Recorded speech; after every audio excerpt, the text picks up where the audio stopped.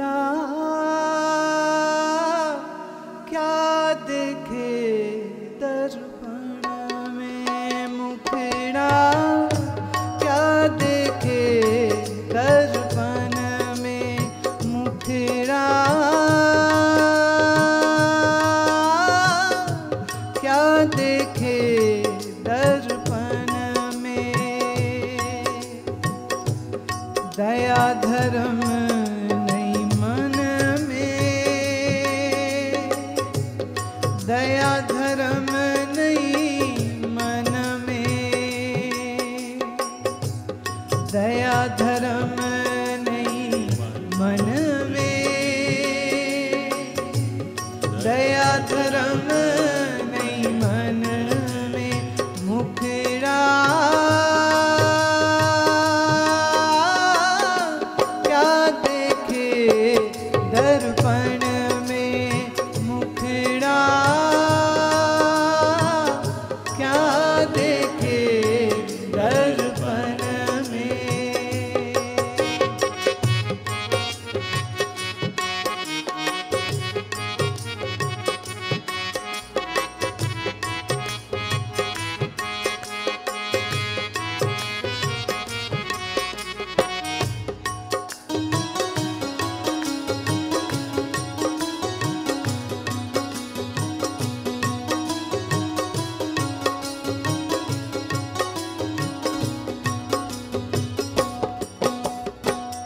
गहरी नदिया नाव पुरानी, उतर न चाहे पल में। गहरी नदिया नाव पुरानी, उतर न चाहे पल में। प्रेम की नैया पारी उतर गई, प्रेम की नैया पारी उतर गई। पापी बूढ़े जल में, मुखड़ा क्या देखे दर्पण में, मुखड़ा क्या देखे दर्पण में, मुखड़ा क्या देखे दर्पण में, मुखड़ा क्या देखे दर्पण में।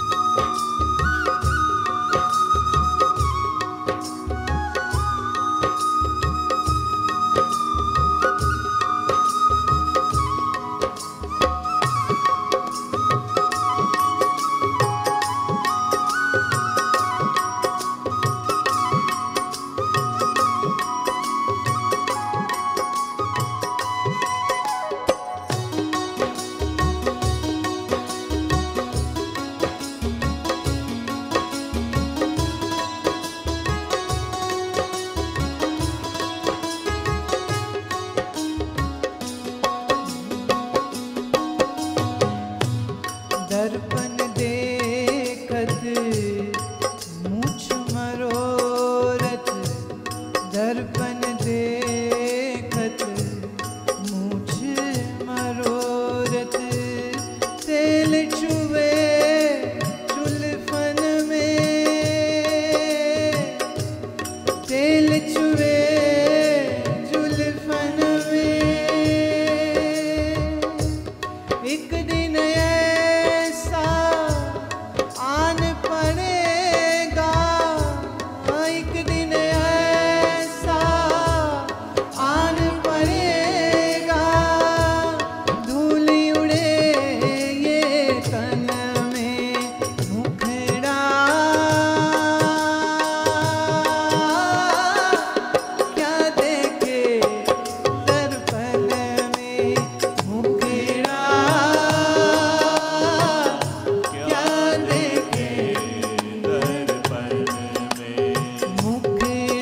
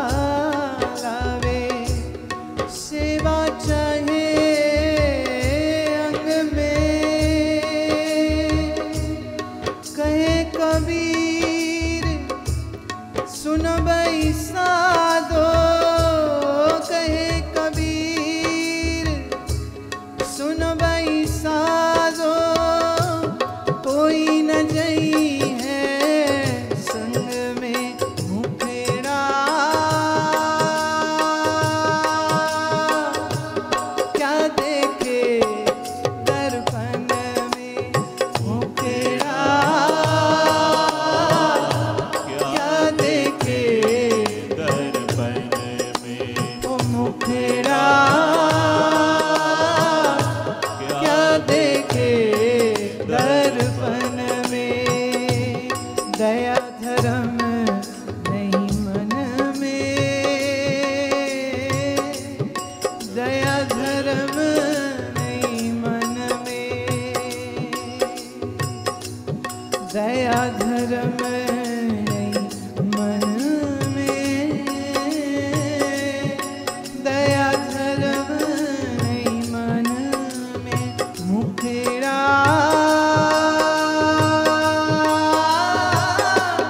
क्या देखे दर्पण में, मुखड़ा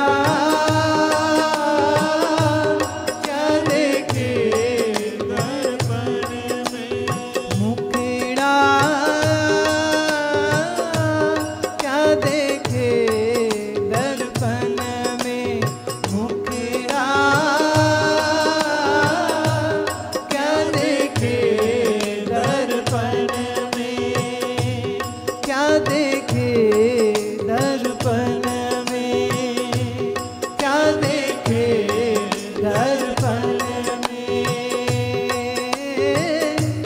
क्या देखे दर्पण में,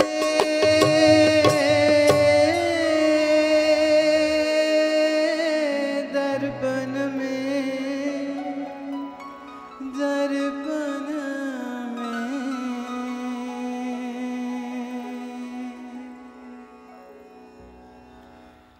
कबीर ने कितना सुंदर उदाहरण दिया कि दर्पण देखत मूछ मरोरत। Observation of the real time things happening around. This is the beauty of all the mystic masters. जो जिंदगी में रोज घटनाएं घटती हैं ना, वो उन्हीं को देख के हमें समझाते। अब मुच्छों में कहते हैं ऐसे मरोड़ियाँ देते हैं ना, जब मुच्छों को मरोड़ी देता है तो बड़ा अपने आप को स्मार्ट समझता है उस समय पर। तो बोले मुच्छों को पालते हैं, कई राजपूत है, कई सिंह सरदार, बहुत सुंदर मुच्छे ऐसे तेल लगा लगा के उसे चमका के रखते, should be good growth of that. बोले मुछ मरोड़ता है, जवानी का चिन्ह मानता है, तेल लगाता है, खुश होता है, लेकिन वो ये भूल जाता है कि एक दिन इसी तेरे तन पर मिट्टी के साथ तुम मिट्टी हो जाएगा। वो दिन दूर नहीं है जब तेरी देह मिट्टी में मिट्टी हो जाएगी। जो लाश को दफनाते हैं इस्लाम में, ईसाईयत में, तो वहाँ तो बिल्कुल सामने सामने वो घर वाले ही मिट्टी डालते हैं उसके ऊपर। एक एक मुट्ठी मिट्टी उसका बेटा, उसके भाई, उसके चाचे मामे जितने होते हैं, इस्लाम में ऐसा रिवाज है, वो पुरुष जितने वो सब मिट्टी डालते हैं। मिट्टी का बना शरीर मिट्टी में दफनाया जाए, ऊपर से मिट्टी डाली जा रही होती है। और हिंदुओं में, सिखों में, बौद्धों में, जैनियों में दाह संस्कार होता है तो कितना तगड़ा शरीर हो और कितनी बढ़िया मुच्छें और दाढ़ियाँ क्यों ना हो में उसकी, लेकिन चिता की अग्नि लगते ही तिड़ तिड़ करके सबसे पहले क्या जलते हैं? बाल। मांस बाद में, मसल फैट बाद में, हड्डियां बाद में, सबसे पहले बाल जलते। कबीर का बड़ा सुंदर ये दोहा है, बड़ा रोमांचक दोहा है ये।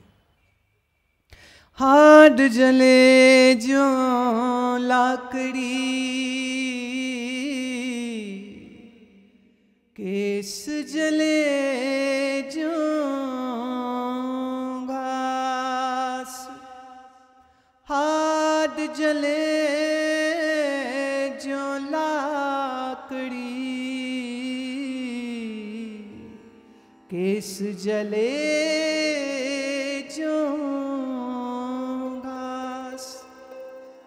यूं जग जलता देख के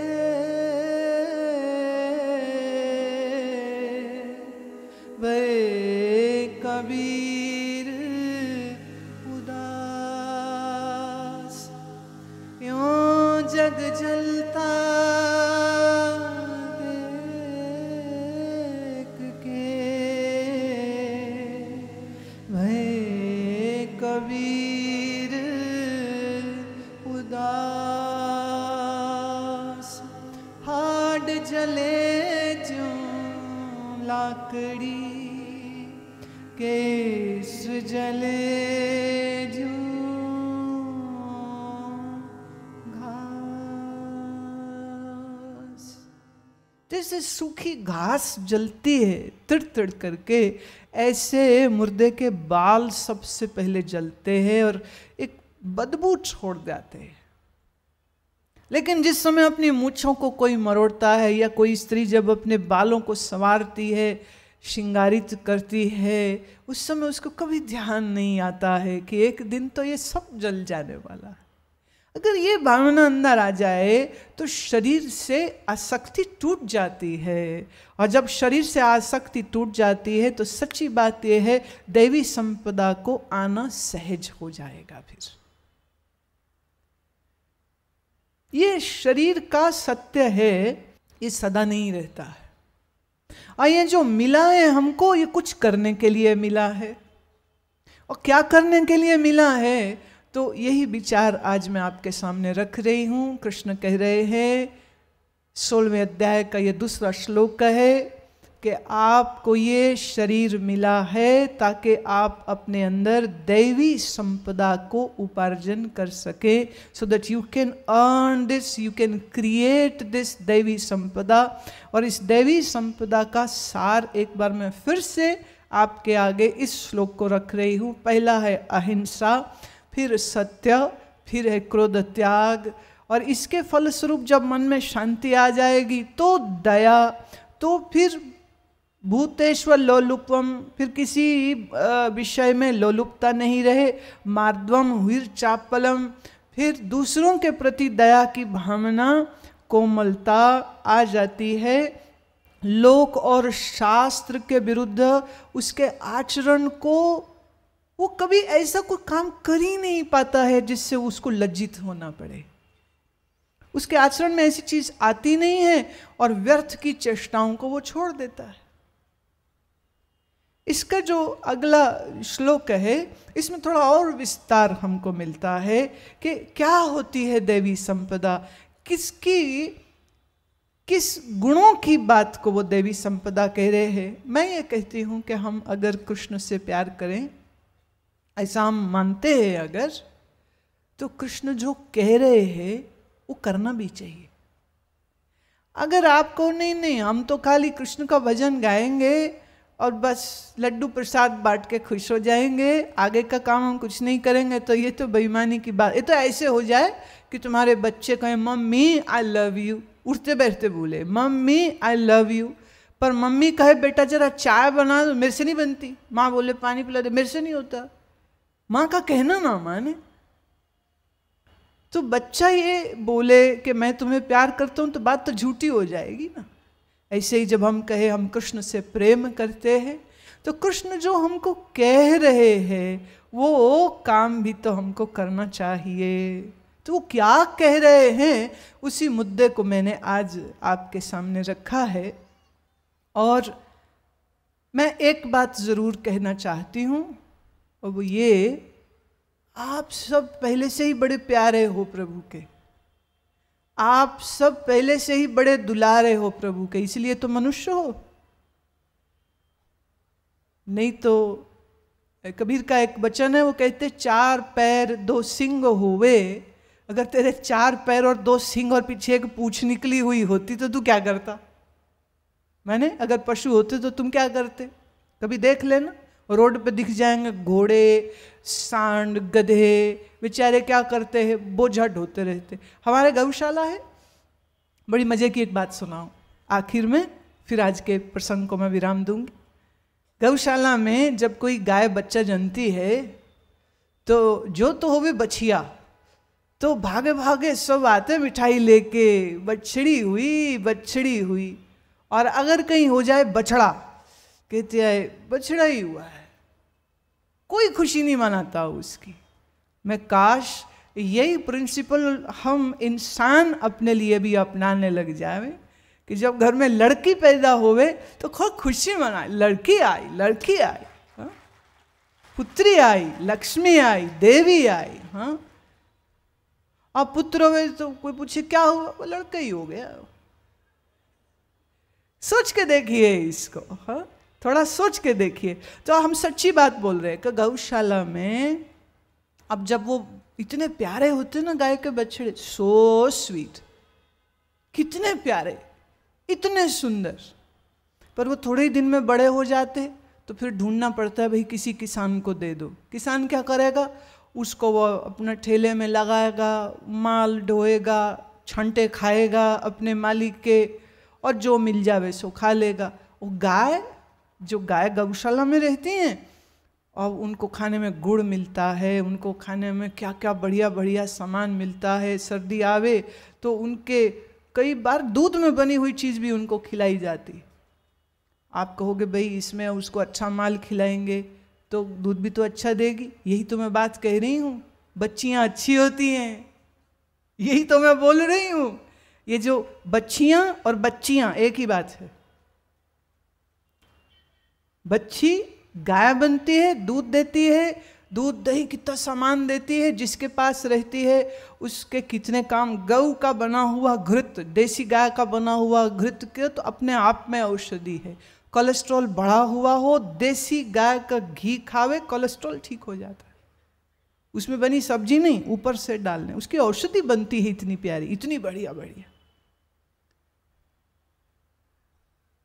हमारे मन में ये सद्भावनाएं जागे, हमारे मन में ये श्रेष्ठ भावनाएं जागे।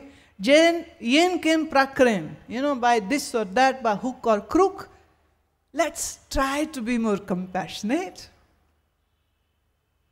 दया, प्रेम, करुणा, मैत्री, सत्य, क्रोधस्त्याग, अहिंसा, इन गुणों को अगर हम अपने अंदर लेके आते हैं तो हम सच में मानव हैं, नहीं तो पशु ही हैं। फिर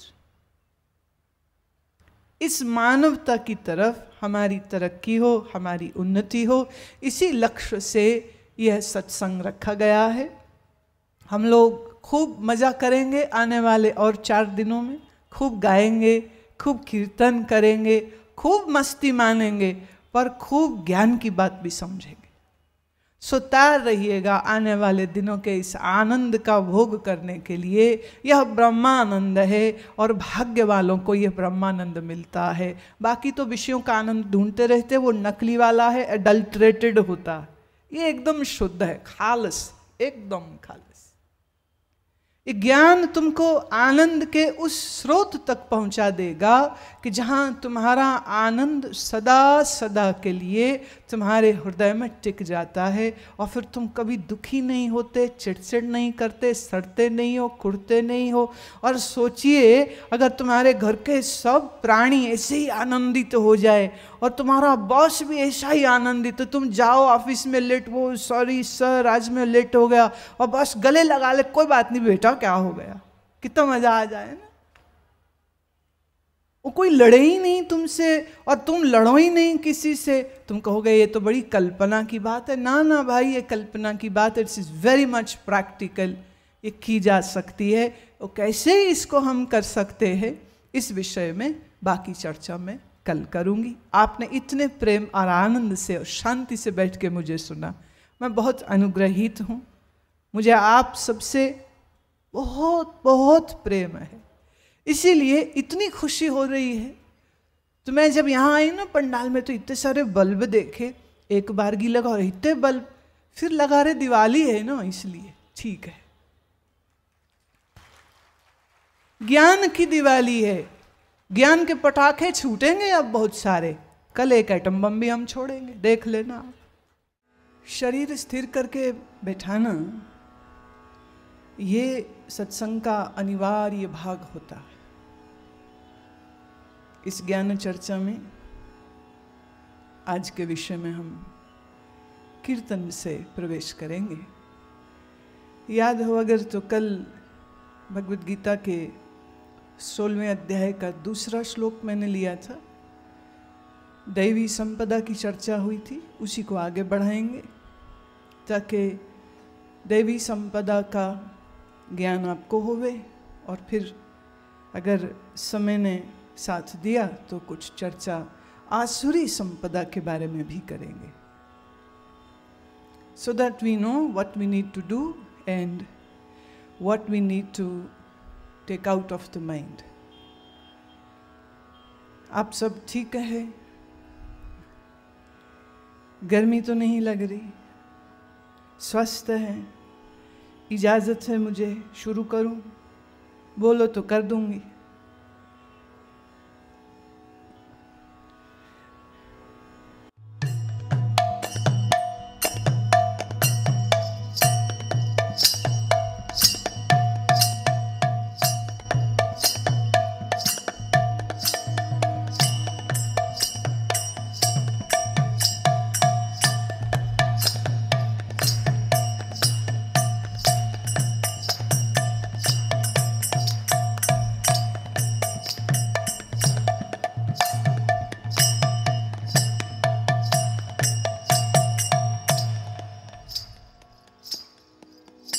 Hare Krishna, Hare Krishna, Krishna Krishna, Hare Hare, Hare Krishna, Hare Krishna, Krishna Krishna, Hare Hare, Hare Rama, Hare Rama, Rama Rama, Hare Hare, Hare Rama, Hare Rama, Rama Rama, Hare Hare, Hare Krishna, Hare Krishna, Krishna Krishna, Hare Hare, Hare Krishna, Hare Krishna, Krishna Krishna, Hare Hare, Hare Rama, Hare Rama, Rama Rama, Hare Hare, Hare Rama, प्रेम से गाए. Hare Rama, Rama Rama, Hare Hare, Hare Krishna, Hare Krishna, Krishna Krishna, Hare Hare, Hare Krishna, Hare Krishna, Krishna Krishna, Hare Hare,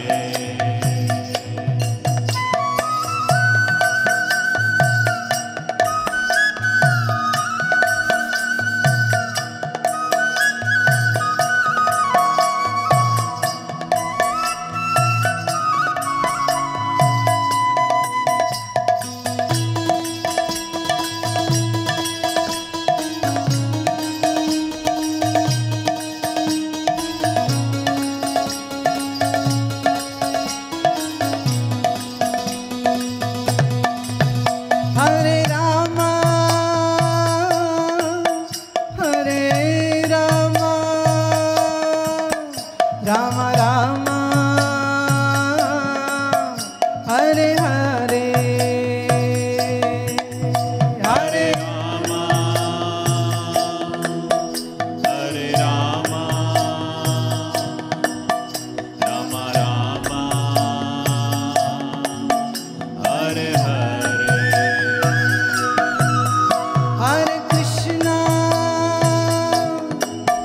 Hare Krishna, Krishna Krishna,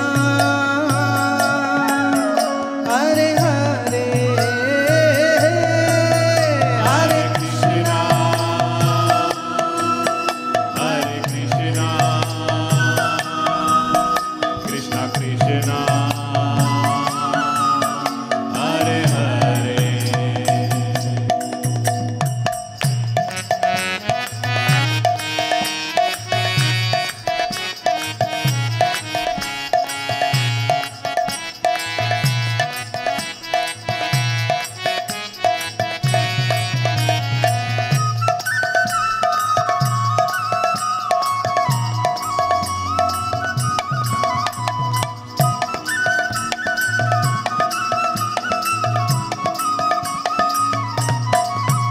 Hare Rama, Hare Rama, Rama Rama, Hare Hare, हरे रामा हरे Rama Ram Rama Hare Hare Hare Krishna, Hare Krishna,